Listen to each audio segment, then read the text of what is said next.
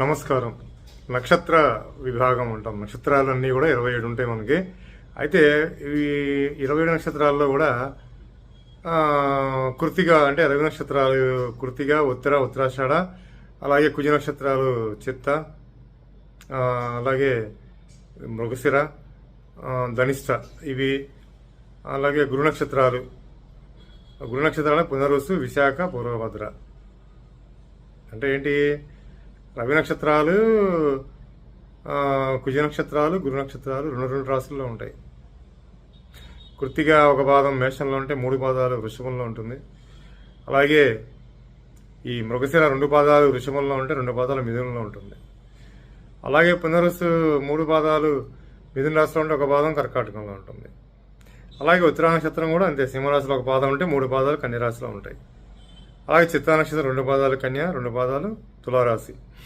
ఇట్లాగే ఉత్తరాషాఢ కానీ, ధనిష్ట కానీ, పూర్వభద్ర కానీ. అయితే ఏంటి టాపిక్ అంటే ఇది, వీటిల్లో కనుక గ్రహాలు కనుక ఉన్నాయంటే మాత్రం, ఇప్పుడు ఫర్ ఎగ్జాంపుల్ ఒక గ్రహం ఉంది, మృగశిర 2-3 పాదాల్లో గ్రహాలు ఉన్నాయనుకోండి, మీరు ఏ లగ్నంలో పుట్టండి, ఆ లగ్నానికి అది ఏ భావం అవుతుందో ఆ భావ ఫలితాలని ఇస్తుంటాయి, వెనక భావ ఫలితాలు కూడా ఇస్తాయి ఇవి. ఇప్పుడు ఎట్లా అంటే మేష లగ్నం ఉందనుకోండి, మృగశిర 2వ పాదం వృషభ రాశిలో ఉంటుంది.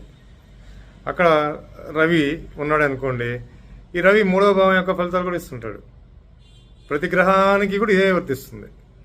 అది కేతు అయినా, రాహు అయినా, మిగతా గ్రహాలు, సప్తగ్రహాలు రవి, చంద్ర, బుధ, కుజ, శుక్ర, గురు, శనులు వీళ్ళు ఎవరైనా సరే కూడా ఈ ఉత్తరా నక్షత్రంలో కానీ, చిత్తలో కానీ, కుజ నక్షత్రాలు, రవి నక్షత్రాలు, గురు నక్షత్రాలే, వీటిల్లో గ్రహాలు ఉన్నప్పుడు అవి మీ లగ్నానికి అది ఒక రాశిలో ఉన్నా కూడా ఇతర రాశిలో కూడా ఫలితాలు ఇస్తుంది అనమాట. ఇప్పుడు ఎట్లా అంటే సింహలగ్నం తీసుకోండి, ఉత్తరా నక్షత్రంలో చంద్రుడే ఉన్నాడు అనుకోండి, ఆ చంద్రుడు 2వ భావం ఫలితాలు కూడా ఇస్తాడు. చాలామందికి ఇక్కడ ఏం చెప్తుంది ఈ పాయింట్ అంటే, సింహలగ్నానికి 12th అయ్యాడు చంద్రుడు. లగ్నంలో కదా చంద్రుడు ఉంది, అంతా బాగుంటుంది అనుకుంటాం, కానీ ఆ 12th 2లో ఉండి ధనస్థల కలగ చేస్తుంటాడు, మనశ్శాంతి లేకుండా చేస్తుంటాడు. ఎందుకంటే ఉత్తరా నక్షత్రం 3 పాదాలు కన్యరాశులు ఉన్నాయి కాబట్టి.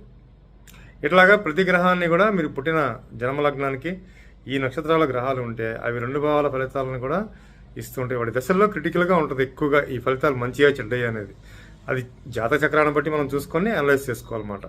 ఈ విధంగా మీకు కనుక స్టార్స్ ఉంటే కనుక, గ్రహాలు ఉంటే ఈ నక్షత్రాల్లో కామెంట్ పెట్టండి. శుభం భూయాత్.